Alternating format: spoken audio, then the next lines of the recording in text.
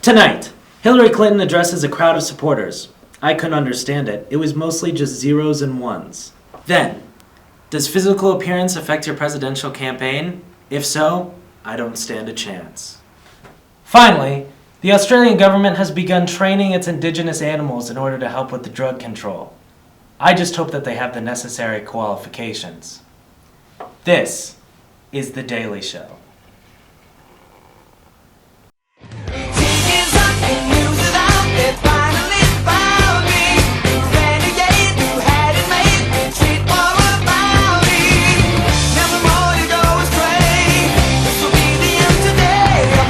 Thank you, everyone. Thank you. Sit down. No, thank you.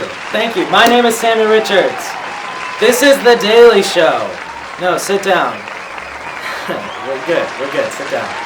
You know, everyone, this has been a big dream of mine. Lights, cameras, hosting a fake news show. It's all happening so fast. You know, back in the day, some said I was an achiever. I think they were trying to say, I think you have a fever, but that's not the point at all. I am a dreamer, and I think that's the reason I follow Hillary Clinton so closely. It is so clear that Hillary would do or say anything to get into the White House, maybe even put out on the first date. I heard she learned it from her husband. Hillary clearly wants the @POTUS Twitter account. She even did this.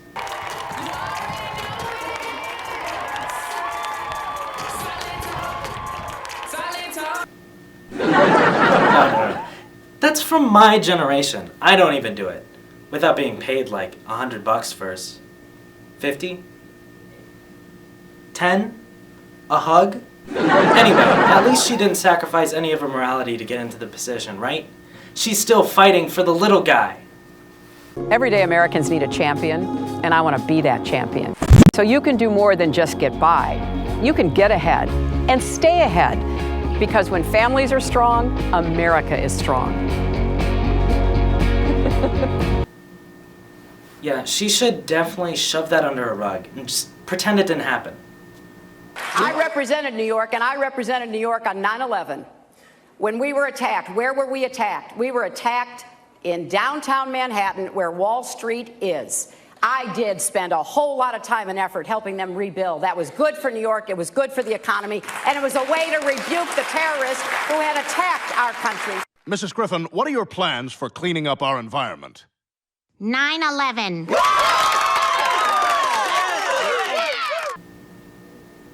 Are you kidding me?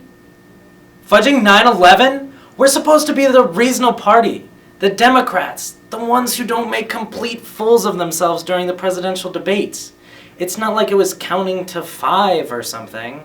We rolled out a spending plan, $500 billion in specific cuts. 5 major agencies that I would eliminate. The IRS, the Department of Commerce, the Department of Energy, the Department of Commerce, and HUD. But seriously, folks, how have we let politics come to this point? Buzzwords and catchy phrases? That shouldn't be found in politics. It sounds like it belongs on a Fisher-Price board game. And this isn't the only time that politics has fallen into utter stupidity. In the last Republican debate, candidates were literally asked, "Did God tell you to run for president?" Did God tell you to run for president? I'm all for religion here, but that is one of the dumbest questions I've heard. What is Huckabee going to say? Oh crap, you caught me. He didn't tell me to run at all. And I would have gotten away with it too if it weren't for you meddling kids and your stupid dog. The question is almost as bad as asking if Hillary would be distracted by being a grandma during presidency. Seriously? Come on, America. We need to stand up. We can't let politicians or the media run rampant. We need to call these candidates on their bullcrap, as well as call the media out on its slanted, silly questions. This is the future leader of the free world, for Pete's sakes. We need to make them sweat.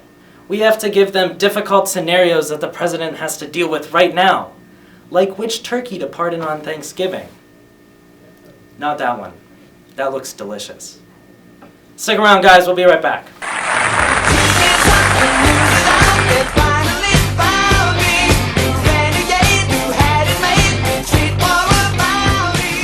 Chris Blett loves puppies. He also appreciates art. He also spends time supporting local businesses. He loves the holidays and spending time appreciating the beautiful things in life. Vote Chris Blewett. You'll be happy. He loves communism. What kind of man is this? Chris Blewett hates cats. He also associates with criminals. When it comes to things being good, he celebrates too early. Don't trust Chris Blewett. Vote Sydney Harper. Everyone, welcome back. Welcome back. Our next top story will absolutely blow your mind. On November 22nd, it was the 52nd anniversary of JFK's assassination, which brings up a good question. How do attractiveness and politics interact, and how do they work together like that? So, in order to answer this question, we're going to go to senior correspondent, Mr. Damon, everyone. So, Damon, do we agree being attractive and running for president go hand in hand, right? Absolutely not. There's no way. I mean, JFK was attractive, but that's not why he won. Wait, so appearances don't matter? This isn't the Time magazine the last time I checked. We're not looking for who looks pretty to go on the cover. We're looking for a leader, am I right? I don't know, Damon. That doesn't sound right to me at all. Well, I guess we should find out. Let's go ask somebody.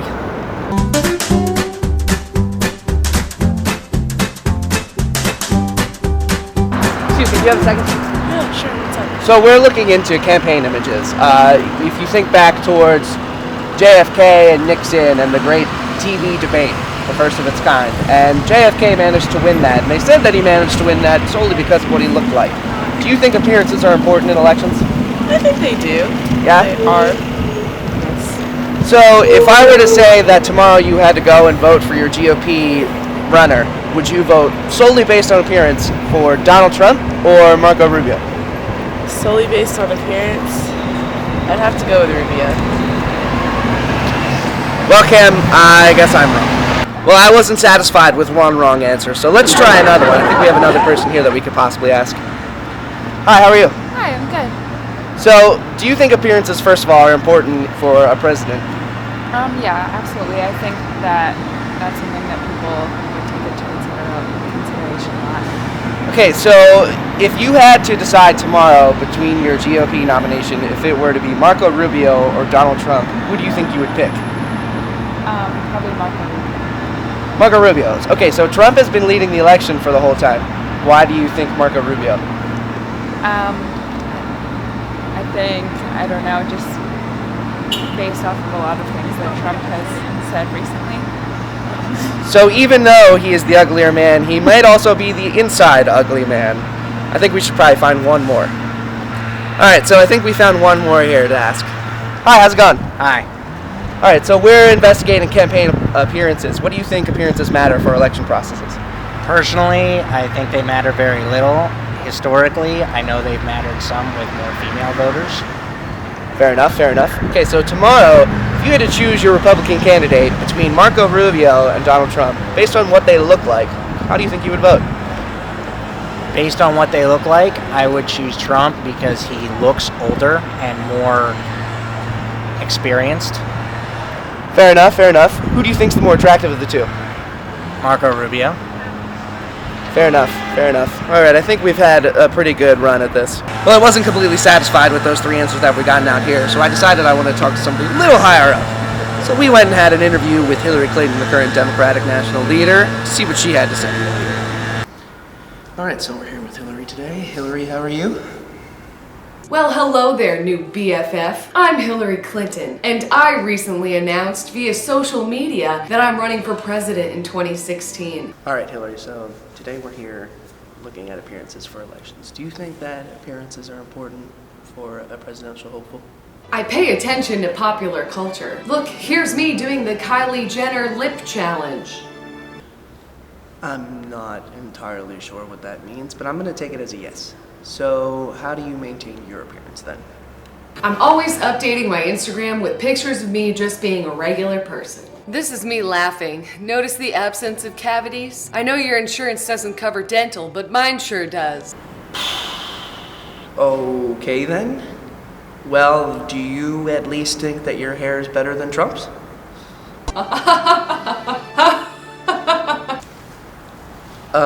I will take that as a maybe. Well, Cam, clearly I don't know anything about political campaign image.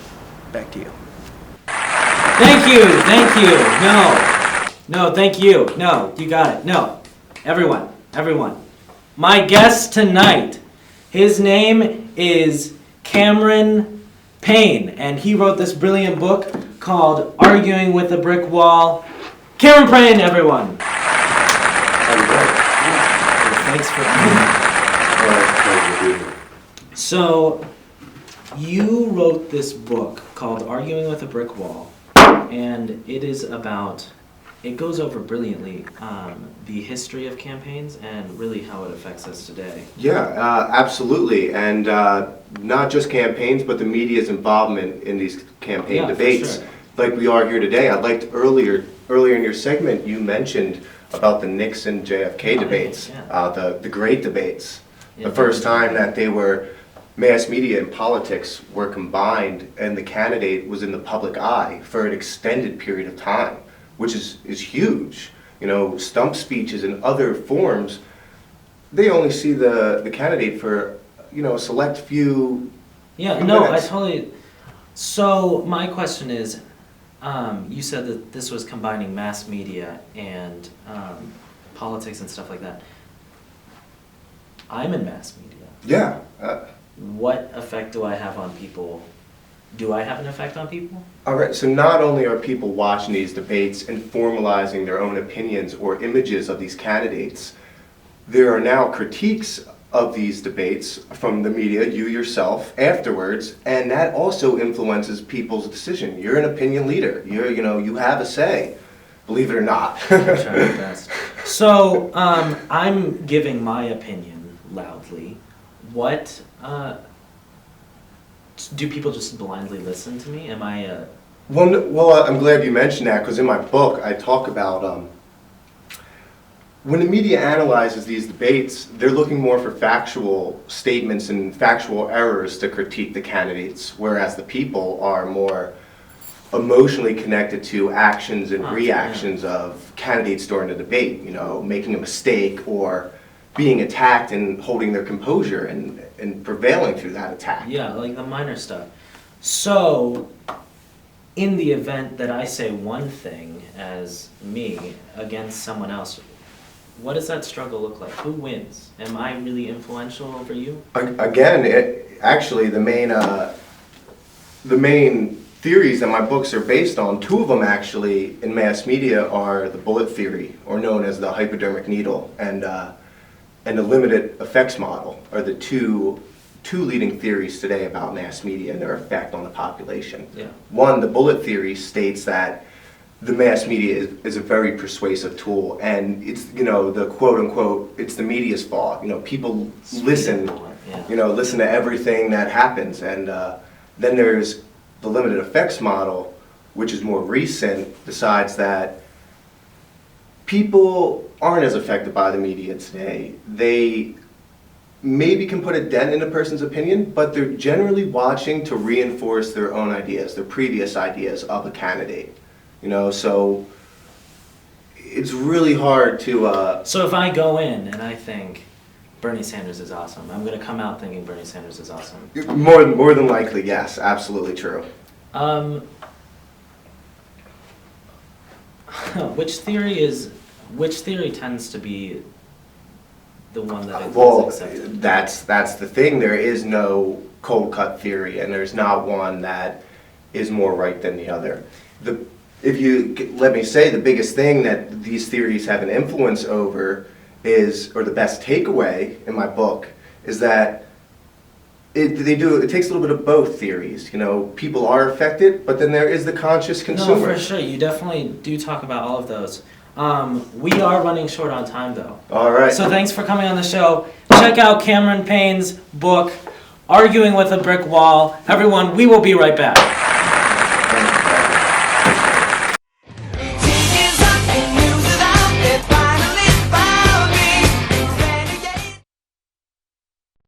Sydney Harper loves food and loves to eat and enjoy life. Sydney Harper is a protector of Christmas and all things good.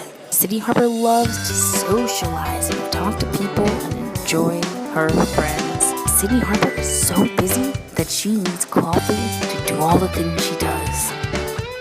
It's Sydney Harper. She'll do good stuff. Sydney Harper eats too much food. Sydney Harper hates Christmas. Sydney Harper can't focus and talks too much in class. Sydney Harper is addicted to coffee. Don't vote for Sydney. She sucks. Okay, thank you, everyone. That's our show tonight. A special thank you to Damon, Josh, Sydney, Chris, and a special thank you to Dr. Schuster. Thank you, everyone. Good night.